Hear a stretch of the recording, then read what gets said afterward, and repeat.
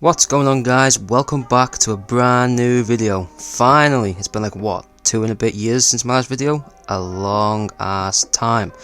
Yeah, that is my bad. I've been kind of busy, man. I've finished college and I'm now in university, working on different stuff. But I figured that today, now, is the best time for me to return to the world of YouTube with the release of the Spider-Man brand new day trailer in full HD quality. And goddamn is it beautiful! So what I'm going to be doing for you today, guys, is I'm going to be giving you my review on the trailer and sharing my thoughts and feelings, while also see if we can break down any little details hidden without that could help us understand what is actually going to happen in the story. So without any further ado, let's get right into it. So right off the bat, the trailer starts with Peter upside down watching a post of Ned and MJ on their first day of MIT. And here it seems like the scene's taken place not that long after the events of Spider-Man No Way Home, considering that they're only just starting MIT. So this makes me believe that this whole segment's at the beginning of the movie, before we have that supposed 4-year time jump, with the montage of Spider-Man fighting all the different villains like Boomerang and Tarantula. I cannot talk enough about how good it is to finally see Tom Holland's Spider-Man interacting with New York City like he is here atop of the skyscraper. Because in Tom's first trilogy with John Watts, it never really delved into that side of Spider-Man and his dynamic with the city. Not a lot of swinging sequences, it was mainly just suburbs or, Europe. Which was a choice. Which was definitely a choice. Also, a fun little detail I like to point out with this scene, which I thought was quite interesting, is the framing of it. Peter's on top of a skyscraper and he's sitting upside down, which could signify where Peter is in his life at this moment. His entire life has been flipped upside down because of that memory wipe spell, and this scene is visually showing us that. And that's just one scene. All throughout the trailer, there are many interesting and visually appealing camera shots. The cinematography that Destin Daniel Cretton is bringing to this movie is truly something special, and something we kinda needed for the MCU Spider-Man in all honesty. And look, I love the John Watts Spidey films, but you have to admit that visually, they were kinda lacking. They played it very safe and didn't have its own distinct personality. Here though, it's different. There's a style and there's a unique approach to how the camera's used. And on top of that, I have to say, my god, the suit looks so good. From the design of it with its bright red and blue colours to the texturing and the subtle raised webbing. Even the fact that there are elements within this suit that's similar and may have been taking inspiration from Tobey and Andrew's suits. It shows that the events of No Way Home have a lasting effect in more ways than just one. And with that, the CGI when Spider-Man dive bombs off the building is a huge improvement from the last movies. Finally, they're allowing the suit to have creases and wrinkles within it. Very reminiscent of, the Andrew Garfield suit in the TASM 2 intro. Gone are the days of them covering them up with a layer of CGI that makes them look like a smooth PS2 character. The suit now looks tangible and actually believable within the frame. And even in later scenes where Spider-Man isn't swinging or flipping around, they're keeping the practical suit intact and not adding that unnecessary CGI. And thank God, man, because it looks so beautiful, and that's what we all want to see, not wherever this was. And it's definitely a contender for the best live action Spider-Man suits to date. From there, we see Peter reading out that letter he planned to say to MJ at the end of No Way Home. However, this time we actually hear all of what he had to say in that note. And over this, the New York I Love You song from the leaked trailer back in December plays over it. And I'm really glad that they've chosen this song, because it really connects with what Peter's feeling in this moment. His mission is to protect the city of New York as Spider-Man, but by being Spider-Man, his personal life as Peter Parker, it always suffers as a consequence, bringing him down. Peter's new web shooters are revealed here too, and they are these bulky ass makeshift contraptions. Nothing like what they used to look like in the Home trilogy with all that Stark tech. Now they look similar to how the homemade suit web shooter design, very tacked on and handmade. Now this is going to be a huge plot point for the story, as later on we get scenes of Peter using his webs without the use of those web shooters. Peter's going to be going through some kind of metamorphosis in Brand New Day, and developing organic webbing is going to be a side effect of that. And now, the best part in the entire trailer, the return of the CEO himself, Ned Leeds. Oh, life is once again worth living. Now we see Ned and he looks like he's changed his whole look since we last saw him. He's got a new haircut, he's got glasses, new fashion style with that leather jacket and Hawaiian shirt. God damn! Showing us how time has passed now that he's grown and changed. And Peter's in a diner and Ned walks right past him without even acknowledging that he's there. Peter just watches from a distance like at the end of No Way Home, the spell still in full effect. Now this scene I really like, and that's Peter washing his Spider-Man suit in a washing machine. You know, praise the Lord, Peter's that broke he now has to wash his costume in his crappy apartment. A far cry from where Peter used to be, with all that nanotech and high-tech assistance. You know, something about Peter simply just washing his homemade suit just feels like Spider-Man to me. You know, it reminds me of that scene in Spider-Man 2, where he too washes his costume, and he ends up staining his socks and underwear red and blue. You know, just simple stuff like that just feels like Peter Parker to me. And we knew this would happen in the film ever since those leaked Pinterest mood boards from Brand New Day surfaced. There, we found little details about the film, like that Spider-Man will be fighting the Hulk, the overall vibe and tone of the film, and that Peter would at some point be washing his costume.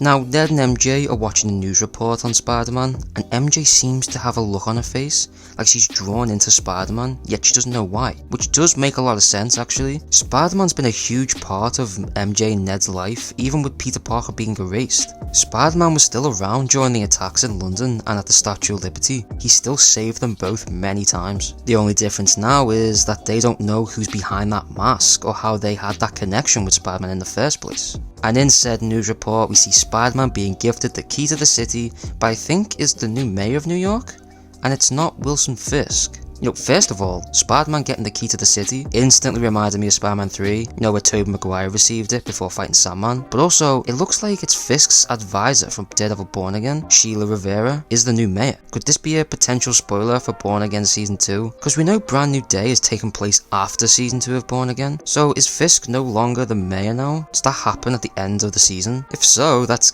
kind of a huge spoiler just so casually hidden in the trailer. Mental work from Sony and Marvel there for not overseeing that error. And then after this we get that big tank chase sequence, which were the first ever set photos we got back in August last year. We get more shots of Spider-Man swinging through New York, and it reminded me once again of the opening sequence of The Amazing Spider-Man 2. And then we're introduced to Frank Castle, aka the Punisher, who runs over Spider-Man in his van. Punisher's van was also seen in those same set photos last year, and it looks like both Spider-Man and Frank are chasing after the same tank, however both of them for different reasons, as we see the two clash during their interaction. You know, seeing these two characters together really makes me happy and excited to see more, especially because the Punisher was first introduced in The Amazing Spider-Man issue 129, but as an antagonist, but also because it'll be fun to see their conversations about their morals and how they actually go about cleaning up the streets, mainly because Spider-Man's ideologies line up more with Daredevil's, and his interactions with Frank in the Netflix show and Born Again have been some of the best scenes in those shows. So it'll be interesting to see how Frank deals with Spider-Man, since he's a more younger hero and has more of an optimistic viewpoint on redemption within the criminals and the no-killing rule. And man, I'd kill for a scene of Frank and Peter just talking to each other about their lives and how that shaped them into who they are today.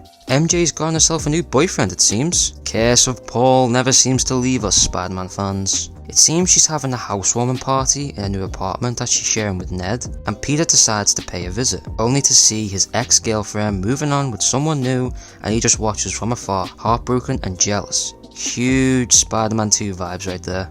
Huge vibes. Then following this, Peter begins to undergo some sort of transformation. Like I said before, Peter's going through a mutation within his powers, and here we can see him probably just after that housewarming party, looking very sick, and then he passes out. But then he later wakes up on top of an apartment building inside a web cocoon. In the comics though, this has happened quite a few times. First, in the Shrieking comic arc in Amazing Spider-Man issues 390 to 393, where Peter fell into a deep depressive state and resorted into a web cocoon. And with Peter being all alone, losing all of his close friends and his love for MJ, this could be a storyline that they pull from. Or the more likely choice is the story The Other, which had Peter suffering from a fatal disease and dying. He later dies and then reawakens within a cocoon, reborn with enhanced powers, embracing his spider side. These powers included night vision, retractable stingers, and, you guessed it, organic webbing. Now how is this happening to Peter, and why now? It could be a similar situation to what happened to Tobey's Peter in his Spider-Man 2 film, in which Peter suffers from mental turmoil and strain, leading to complications with his powers and then eventually losing them. Here, we could be dealing with a similar situation.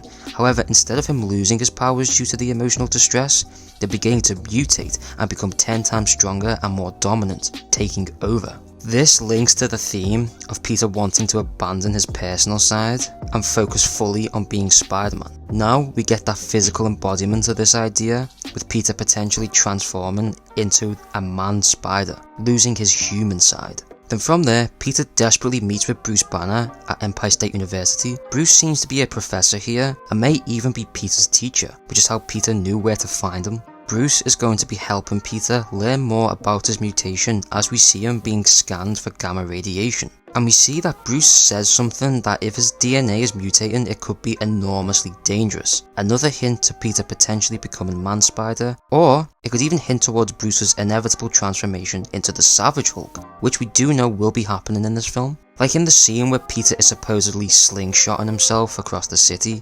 I don't think that's what's happening in that scene. I think it's a careful edit between two different scenes to make it look like a slingshot. Instead, I think we're seeing Spider-Man going up against the Hulk. Again, we know this will happen thanks to those Pinterest boards that were leaked, and obviously he's no match for the Green Brute, since he ends up sending Spider-Man flying across the city rooftops and eventually into a water tower. I'm really glad we're getting more Hulk in this movie, because it is way overdue. Hulk has been severely underutilized in the MCU since Thor Ragnarok, and especially since they merged Banner and Hulk into Smart Hulk. The character just kinda became boring and lost all that interesting qualities that came from Banner and Hulk. But thanks to this movie, it seems like we're finally getting Savage Hulk ripping up the city for the first time since Avengers Age of Ultron in 2015, 11 years ago. Also, in the shot, Peter doesn't have his bulky web shooters anymore, yet he's still able to produce webbing, officially showing us that he's developed that organic webbing. We get a shot of Peter visiting Aunt May's grave, we got set photos of this scene last year, and it wouldn't be a Spider-Man movie without a good old graveyard scene.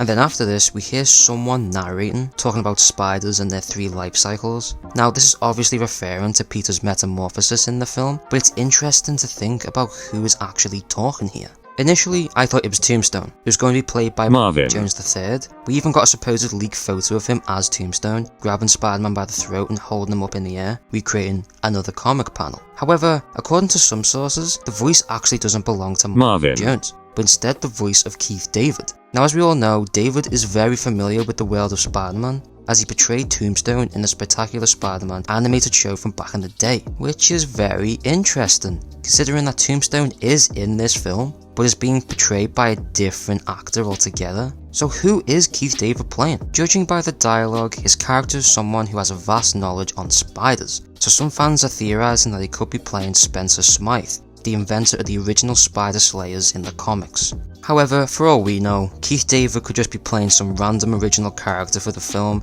and have no big importance to the overall story, or he could just be narrating for the trailer and not even be in the final film. And now onto a big aspect of the trailer and the film, the mysterious hooded character. I wonder who it could be. It's Sadie Sink. It's Sadie Sink. We see her character in 2 specific scenes within the trailer, one in some kind of underground facility being monitored, and another in what looks like Peter Parker's apartment, since we see all of his tech and computers in the same shot as where Peter was having a web malfunction. Sadie Sink has been confirmed to be playing a major role in Brand New Day, and the rumours surrounding who she could be have varied from X-Men character Jean Grey to obscure Spider-Man villain Shathra. However, judging by the scenes in this trailer, it is starting to heavily lean towards her playing Jean Grey, as we see the aftermath of the tank sequence, with her crashing into some sort of building, most likely a damage control facility. Spider-Man rushes to retrieve the driver only to find a regular civilian at the wheel. It looks like there's some kind of mind control at play here, as we see a transference from the old lady to some damage control guards and onward. This really helps the Jean Grey theory, since Jean's powers do involve telekinesis and mind control. And rumours state that that's why the Punisher is also in this sequence, because he is the one protecting Jean Grey from damage control, so he's trying to get to her before they do. But it looks like Jean will be taking on an antagonistic role here, at least for the best part of this film, since in the leaked trailer, there were some cut lines from Sadie Sink that say, "You're a mess, Spider-Man. Don't get in my way, otherwise it won't just be your friends who don't remember who Peter Parker is." So it just makes me wonder, what will they do with their character if she is playing Jean Grey? And how will it connect to Avengers Secret Wars? Since it is confirmed that Sadie Sink will be returning in that movie, it's very interesting why they've chosen to introduce such a big and pivotal X-Men character in a Sony Spider-Man movie first, before like an X-Men movie. And maybe by having Jean in this film explains how Ned and MJ eventually regain their lost memories of Peter Parker, since Jean Grey is notorious for giving back lost memories to characters such as Logan in the X-Men movies. So perhaps the same is applied here. After whatever the fallout is of Jean's goal and the resolution with Spider-Man, she grants him what he's always wanted, MJ and Ned back in his life with their memories fully restored. And speaking of mutants and damage control, we get a small scene of Tramell Tillman's character talking with Spider-Man in his office. And as to who Tramell is playing, it's close enough confirmed that he will be playing the head of damage control, William Metzger. Now, who is William Metzger? He is in fact a relatively obscure X-Men villain who is known for being anti-mutant, and if Sadie Sink is playing Jean Grey, it makes total sense why she is being hunted down by the Department of Damage Control. We did get glimpses of Damage Control's darker tendencies in the Wonder Man show, another MCU project made by Destin Daniel Cretton. So he's creating his own little story arc with certain superpowered individuals being deemed too dangerous that they must be arrested. And with Jean Grey's involvement, this sets us up nicely for the mutant saga coming to the MCU after the conclusion of the multiverse arc in Doomsday and Secret Wars, with the DODC leading the anti-mutant regime against the upcoming X-Men team. And finally, the return of Matt Gargan as the Scorpion. It has been a long time coming since we've seen Michael Mando return as Gargan in the MCU. It's been 9 years since his character was promised a return in Spider-Man Homecoming's post-credit scene. Now, Scorpion is seen battling Spider-Man during the night, and it looks like quite an intense fight. A lot of destruction in the streets, and Scorpion even seems to be getting the upper hand, as he absolutely sends Spider-Man with his mechanical tail. And speaking of his look, boy does he look glorious in that suit. Even the tail looks so good, man. It seems to look a little different from the so-called leaked designs that dropped a few weeks ago, that had more of a hollow exoskeleton design, whereas here it looks more complete and solid shape with its design. I can't lie, I think he looks great here. The only thing that's really missing is that classic helmet. Honestly, all they need to do is pull the helmet from the Insomniac games and stick it on here and it'll look perfect. We get more shots showing off the incredible cinematography with the different adaptations of certain comic covers, like the Amazing Fantasy 15, which fans are speculating could be set during the Void incident in Thunderbolts, and we'll see what Spider-Man was up to during that time in that film, saving lives where he can, and even meeting Yelena, since Florence Pugh is set to have a cameo. Other comic covers include Amazing Spider-Man 345, with Boomerang, and Amazing Spider-Man 134, with Spider-Man fighting the Tarantula.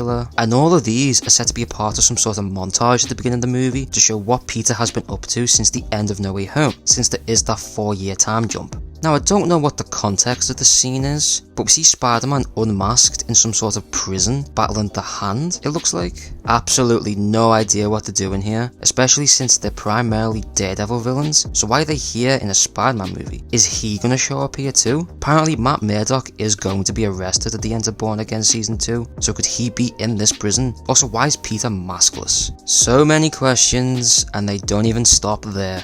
Since, as one of the Hand leap towards Peter to attack him with a blade, Peter's eyes open and turn black, his mutation fully kicking in. The rumours of Man-Spider seem to be more and more plausible here. Some people think that this is Peter bonding with the symbiote, since his eyes are turning black, kinda like how Eddie Brock's turned a black colour in the Venom movies. But realistically, I think it's the mutation, and the Venom symbiote stuff will either be a post-credit scene, or it'll be introduced in Secret Wars. Because this film is too full to be adding the symbiote on top of everything else too. And then we see Peter absolutely shattering that saw with his webs. And then there's the final stinger at the end of the trailer, which shows Peter at the housewarming party talking to Ned and MJ. However, Ned looks conflicted, or maybe suspicious about something. Now, could this be where Peter has tried to explain the situation to Ned before MJ walks in? Behind Peter is a board full of Spider-Man photos, and at first I thought this was Peter's room, and the photos were a clear indication that Peter's working at the Bugle, taking pictures of himself to make some money. However, this is MJ's house. So is she the photographer of Spider-Man instead of Peter? Or is this a part of her unexplained connection to Spider-Man that she's trying to figure out? Like she's trying to investigate him and figure out why he's always there whenever she's in danger.